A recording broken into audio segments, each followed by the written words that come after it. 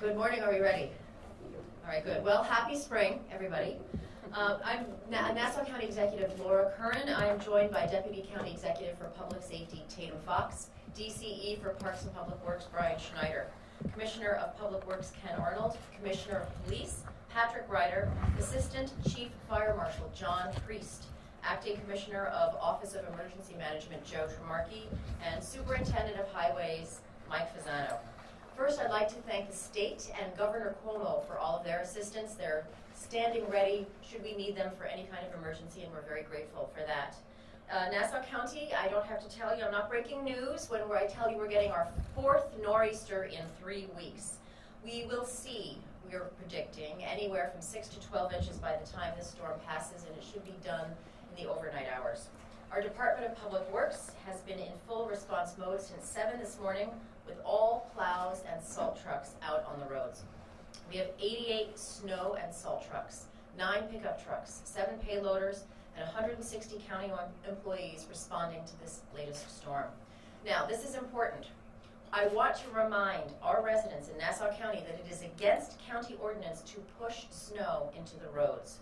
It hinders our ability to properly plow the roads, and it keeps snow around longer, creating an unsafe condition. So I know it's easy just to put it right out. Please refrain from doing that. It'll make our job easier, and it'll make your commute better.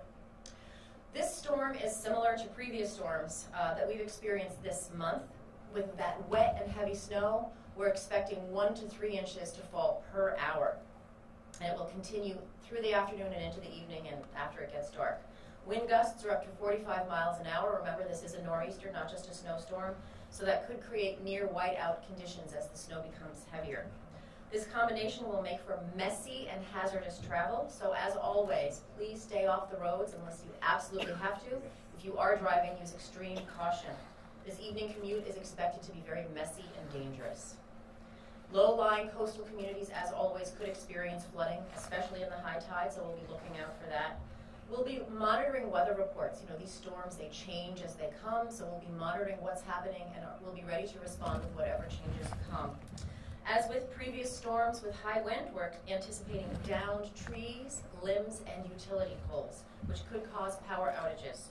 If you see any downed lines, trees, limbs, etc., please call PSE&G 1-800-490-0075. We still have tons, believe it or not, after all these storms, tons of salt and sand on hand. So we're ready for this storm as we were ready for the previous ones. Our non-emergency hotline has been activated, 1-800-315-5153. As always, for true emergencies, call 911. And now I'll turn it over to Commissioner Ryder. Thank you. Good morning, everybody. First of all, to all of our private yards, all of our private tow people, if you push that snow out into the street, obstruct the traffic that is out there, you will be getting tickets this evening. For the last 3 storms, we've given the warnings, and now we're going to issue summonses for those who violate that law. So please, don't push that snow out to the street. During the normal course of a day, we average about 2,500 calls into our 911 system. During a storm, we up to over 10,000 calls. We ask, and you just heard the county exec give it, that you use that non-emergency number, 1-800-315-5153. Our warming centers are now open at Kaniak and Mitchell. They'll be open from 9 tonight to 9 in the morning. Again, if you need to get to them, you can call that non-emergency number and we'll help you get there. Also, right now, up on the LIE on exit 35 on the eastbound, there are 2 tractor trailers involved in an accident. There is 1 aided. The roads are getting very slippery out there. To those who are at work now, if you can leave early today, because the heart of that storm is going to come in rush hour again today. And you saw what happened in the last storm. So we would hope that everybody can get out early and stay off the roads and be safe. Thank you. We're happy to take any questions.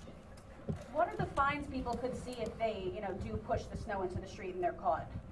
First-time offenders sometimes can be over $150 to $450. Commissioner, did you notice, I know you said you could step up, that you gave warnings out the last few storms, but what was the police department noticing? Was this sort of part of their job, just to push it out into the roads? we were informed by DPW that they would go down the road and plow it, and the private yards then would push it back out into the street, obviously causing a hazard to those that are driving on our roads. It's tough enough to drive in a storm out there. We don't need the extra snow out there. So we went out, spoke to all those private yards, all the big commercial parking areas that push it out. We gave them the warning. This time there's no more warnings. We're going to issue summonses. So the way you find them is you know where they're plowing. That's how you know who's done what. That's good. We will observe the violation, then our officers will exit their vehicles and issue them the summons. Because once they're leave the private lot and go to the public street, they're now under our laws. There's a lot of snow piled up already on corners. There's still mounds of snow. I mean, this is going to be another mess. It's going to be tough, but I'm sure, and I know our DPW is prepared to handle the streets, but from the law enforcement side of it, again, those private yards, you got to pile it up in your yard. That's where you got to take care of it, and then so we can keep the roads open. We need to get to those that need our help and assistance. Was it a problem with the last other storms where, you know, police and other emergency officials couldn't get through? Well, as every storm gets worse and the snow piles up, it becomes a problem. So when the DPW goes down the road and plows it, and then we go back 5 minutes later and the snow's out there obstructing traffic. And they don't push it to the side, they just blow it right out into the middle of the road. So we needed to get out of there. Thank you. Executive, the budget must be strained. Can you give us some insight on where it stands now, and what if we have another nor'easter? Well, the fact is, this costs money, and with the details on that, I'll turn it over to Brian Schneider. Brian Schneider, Deputy County Executive for Parks and Public Works. Yeah, so we're still within our budgeted allotment for snow removal. We still have plenty of material on hand as far as salt and sand in all of our garages and salt domes. Obviously, it's a big hit on our snow overtime, depending upon actually when the storm hits. For this type of storm, which will be a protracted event, we're looking at over 24 hours of our guys being called in. So it will be an expensive endeavor, but we're still within our overtime budget. Curran, this is sort of like a trial by fire for you so far this year. It's more like trial by ice. But what makes this one, this storm different than the previous one? You know, it's just the relentless, repetitive nature of these storms is, I don't want to say annoying, but because we're ready to handle it. And actually, the thing that makes it, easy for me is that we have such a good team on the public safety side, on the Department of Public Works side. We have such a good team, and they're just ready to jump into action. And also our partners at PSE&G. I know the men and women who work for IBEW Local 1049 are always ready with the lines. So the fact that we have good partners in the county and outside of the county, working with our municipalities, working with the state, we know we can handle it. I guess it's hard to foresee that there'd be 4 on them. I mean, really, how do you prepare for it? I know, it's in like a lion and probably out like a lion as well. Yeah, you can't prepare for it, but we're ready. Thank you. Good. Thank you. Thank you.